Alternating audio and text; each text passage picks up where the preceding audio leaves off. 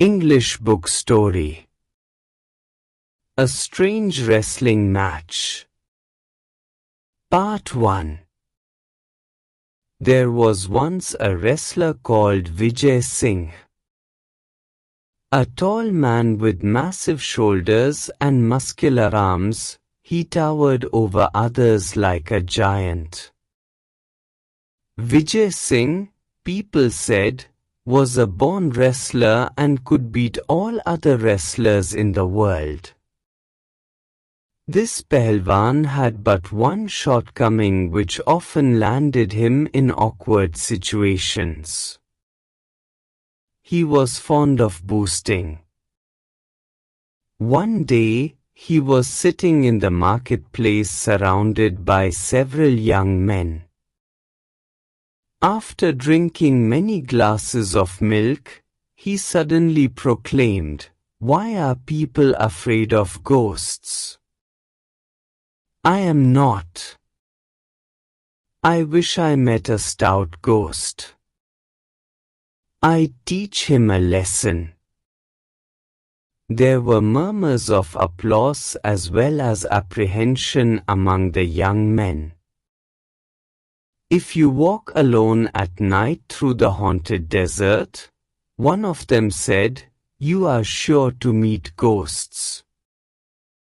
They roam there freely. Strange shrieks and moans can be heard all over the place. Travelers have been looted and killed. Would you really want to go there?" Vijay Singh's mighty heart missed a beat or two. Why did he have to boast? "Yes, I have heard of the haunted desert," he said nonchalantly. "I think it's just a fairy tale." "Oh no," said one of his admirers, "it's true. This place is 10 miles to the west on the road to Jaisalmer. The landmark is an ugly black rock that looks like the head of a camel. Beyond that there is nothing but sand and wilderness and, of course, ghosts." Almost the entire village turned up that evening to bid farewell to Vijay Singh, who was ready to set out west. Just then an old woman came forward and thrust a small packet into his hands, and Vijay Singh started walking into the red sunset of the desert. As he walked, the night deepened.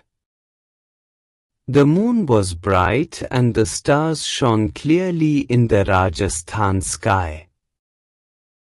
Still a few miles short of his destination, Vijay Singh remembered the old woman's packet.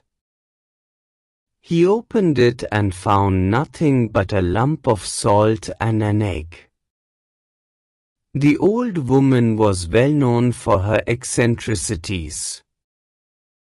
As Vijay Singh stepped into the haunted desert, he heard a voice. "Vijay Singh, Vijay Singh. You will get lost in the desert. Come this way. I am your friend, Natwar." At once Vijay Singh realized it was not his friend but a ghost. Trying to sound brave, he called back, "Where are you, my dear Natwar? It's dark and I cannot see you. Come here and show me the way." Like all good wrestlers, Vijay Singh wanted to size up his enemy. Soon the ghost appeared at his side.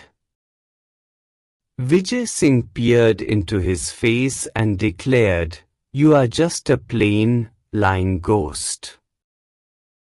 Anyway, now I don't have to walk all night. I was longing to meet you. Not used to insults, the ghost was taken aback. People generally started back in horror when they met him. They often fainted. But here was this unfeeling creature claiming he wanted to meet a ghost. It didn't make sense.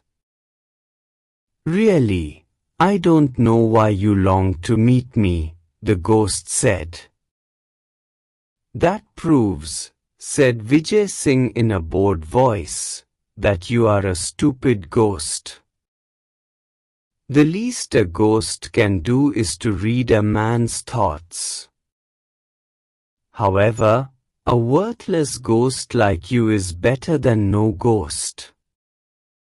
The fact is, I am tired of wrestling with men. I want to fight a ghost. The ghost was speechless. Marshalling his ghostly wits, he made an attempt to look Vijay Singh scornfully in the eye. Frankly, he said, you don't appear all that strong to me. Appearances can be deceptive, Vijay Singh said. Take your own case. You claim to be Natwar, though actually you are a rascal of a ghost. If you doubt my strength, let me give you a demonstration of it.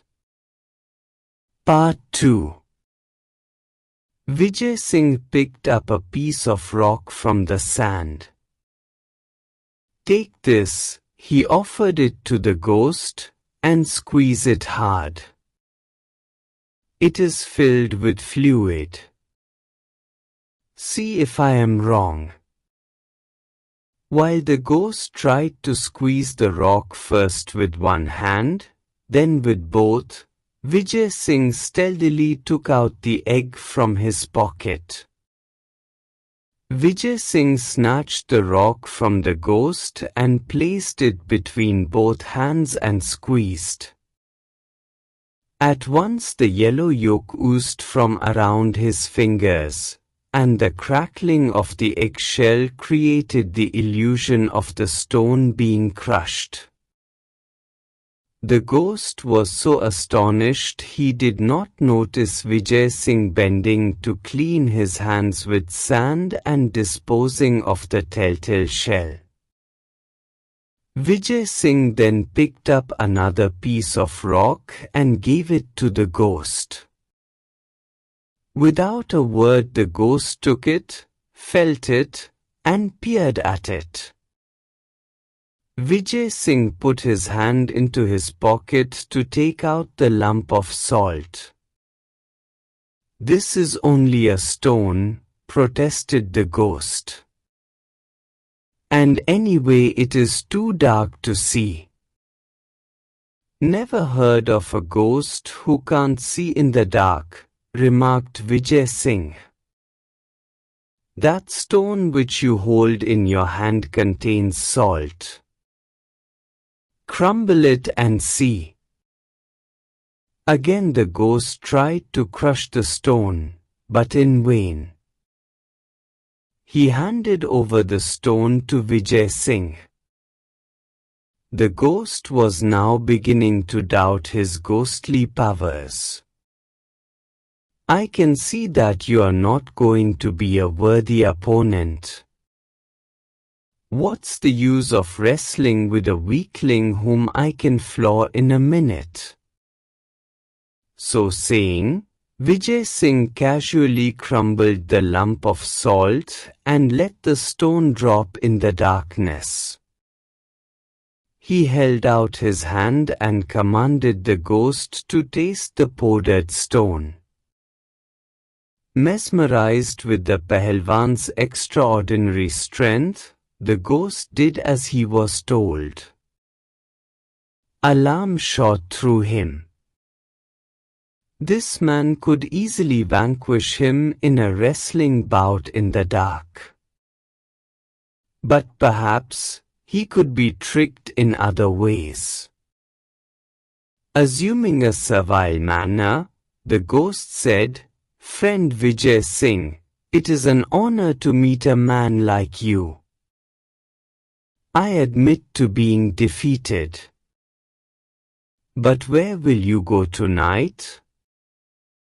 "Rest in my house. You can leave tomorrow." Now thoroughly elated, Vijay Singh replied, "I cannot refuse your hospitality, but tomorrow you will go with me as my prisoner. I must display the trophy of my victory to my people." The ghost bowed in agreement, but silently vowed to kill Vijay Singh in the night. He led him to his house in the cave. The ghost fed him dry fruits and a lot of milk, and later led him to a luxurious bed to sleep on, complete with pillows and bolsters. But Vijay Singh lay awake listening to the snores of the ghost. In the middle of the night, he slipped off his bed. He placed a bolster in the center of the bed, throwing over it a coverlet to make it look exactly like a sleeping man. Having done this, he crouched watchfully in a dark corner. Sure enough, just before the break of dawn, the ghost approached the bed armed with a stout club. He brought the club down on what he thought was Vijay Singh's head. Not hearing even a groan, he smiled, pleased that he had killed his enemy. However, just to make doubly sure, he struck the bolster 6 times more. Satisfied with his work, he returned to his couch, and covering his head, settled down to sleep again. Meanwhile, Vijay Singh crept silently back into bed. After a pause, he groaned, as if in disgust, threw back his coverlet, and sat up. Disturbed by the noise, the ghost peeped from under his bedclothes to see the strong man stretching his arms above his head and yawning. For a moment the ghost turned rigid with shock. "Friend ghost, there are insects in your cave," said Vijay Singh in a complaining voice. "Here I was, enjoying the sweetest sleep I've had in years, and there comes this insect to trouble me.